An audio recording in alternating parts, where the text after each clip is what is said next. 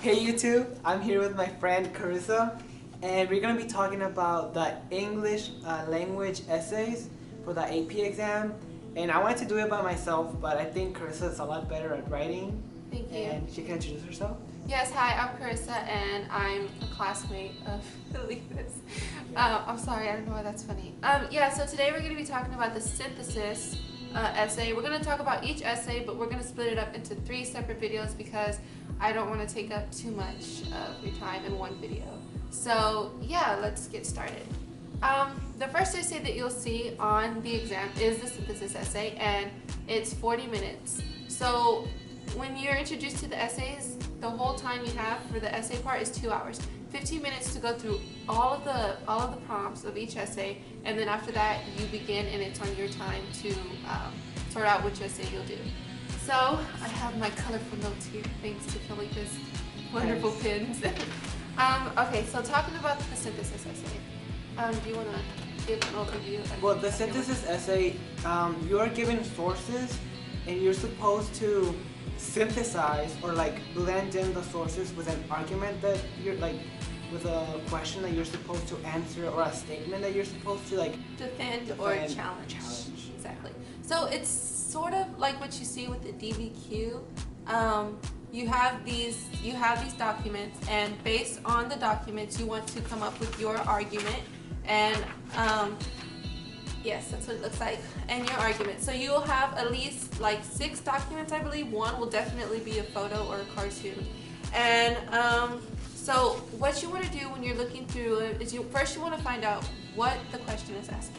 Example. I want to give the example, Yeah. and this was one of our mock exams, and the assignment is, basing your answer on the information below, write an essay addressing this problem. Countries define effective leadership in different ways. Some focus on fear and power, while others point to respect and propriety. This is a good essay. That's a good example. I remember doing that one. So yeah, like it was saying, so that's basically the question, and it'll be in bold.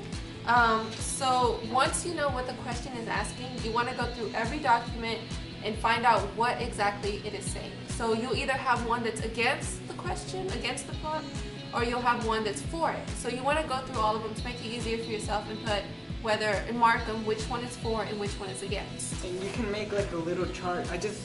You can say for or against, and you want to choose the side that you have the most sources with. Exactly. Like, even though you may not necessarily feel connected towards that side, to make it easier for yourself, you want to go for the side that has some more resources and more sources and stuff. Because for this essay, I actually found a leadership that's on respect is more efficient, but based on the documents, it was more authoritative. They were more representing authoritative leadership, so I went with that, and I think that was the best option. You don't want to make things too difficult for yourself, you know? You're in a time crunch, and you just need to get it out. And the whole purpose of a synthesis essay is to understand your reading comprehension. So you can comprehend what these sources are telling you, and you can put it into a coherent essay. So that's basically what it is. Okay. And we're gonna start over. We're gonna do like the structure of the essay, and Chris is going to.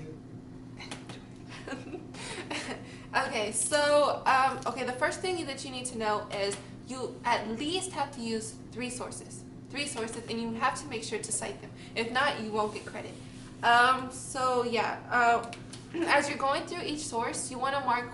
You also want to mark the year to make sure if it's in that time period, if it's outdated or stuff like that.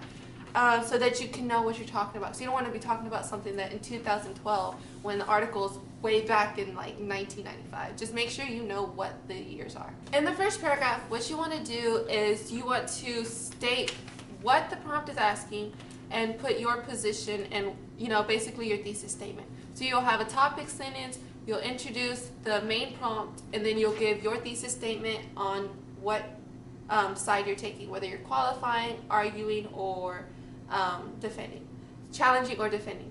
So what I want to make clear here is if you're going to qualify against a prompt, make sure that you lean more towards one side so that you have a foundation to your argument. Because if you're going back and forth to one side and you're not more towards one or the other, it's just going to seem like you're just going for both of them, and you don't really have a strong emotion towards one another. So just to make that clear. Okay, so as you're going to the body paragraph, you start, each body paragraph you want to have an argument, one argument, and that main paragraph is going to be about that, argument. You don't want to put too much into one paragraph and make it all confused. So you'll start with your topic sentence, obviously, to lure the reader in to what your body paragraph basically is going to consist of. And then you want to introduce your quotes. Don't just flop a quote there and just put it there. You want to say, well, in source, da da da da, it says, quotation marks and stuff like that.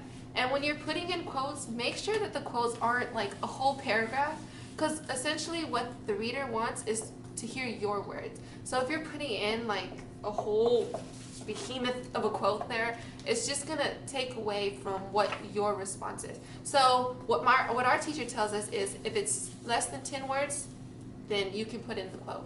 If not, you may want to embed the quotes in. So in the essay he wrote, authority is more effective, and then quotation marks because, and then stuff like that. If that is clear enough. Do you want to elaborate?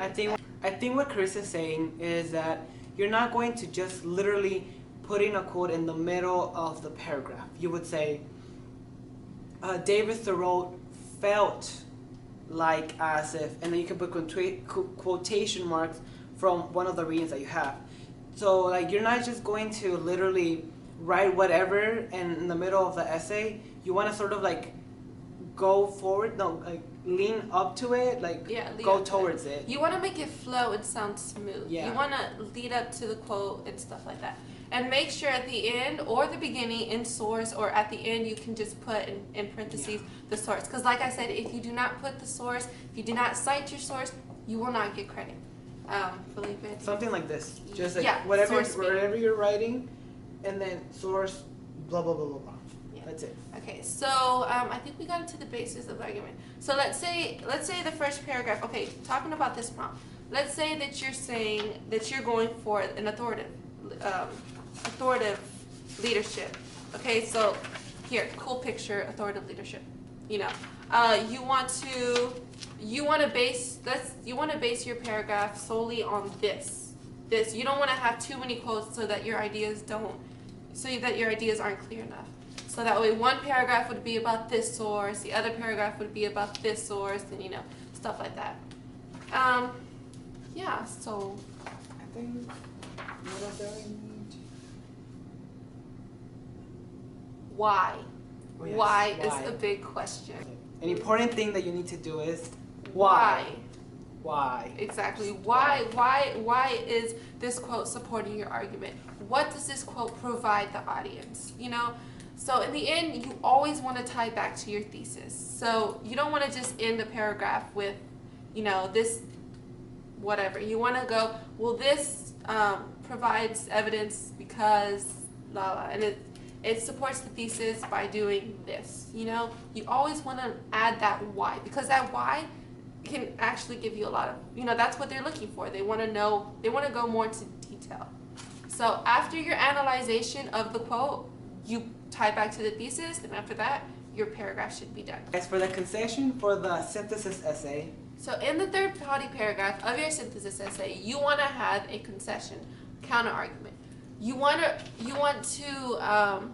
show expose the weakest side of the other side. Yeah. So you want to recognize what the other side will be saying. So while some phrases that you may use is some may argue that a respective leadership is more valuable and more responsive.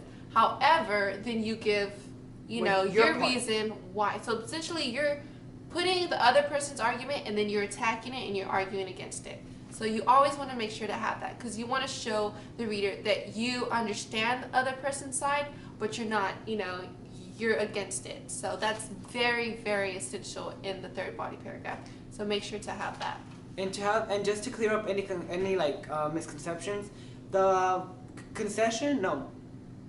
counter argument, right? The counter argument is it would be the first sentence of your third paragraph, and then after that you would sort of give again, like a topic sentence, Yes. and that's it. And it's pretty much the same thing. You just kind of add a little, you just add a little sentence at the beginning of the paragraph, and that's it.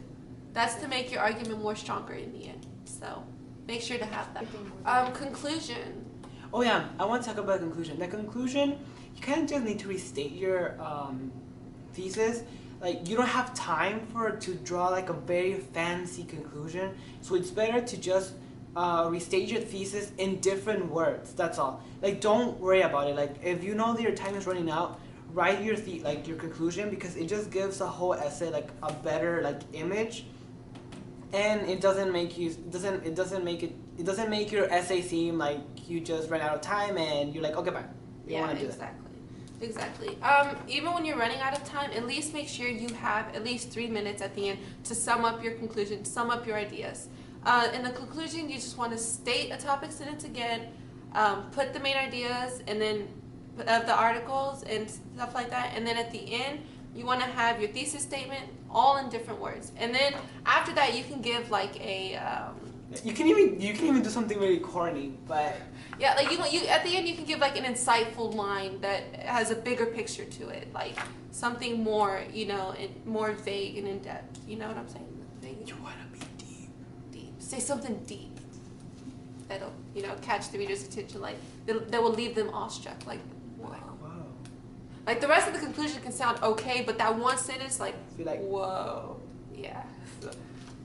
So I think that's it for the synthesis essay. I mean, I'm sorry if we didn't cover everything that you have. If you have any questions, leave them down below, and he'd be happy to answer them. Unless you want to ask me questions, that's okay. Follow her at, no, I'm just messing with you, no. Yeah, if you have any questions, just comment down below, and I can ask Carissa to make another video later, like answering all the questions that you guys have. And we'll be seeing you guys in the next video, which will be the rhetorical analysis. And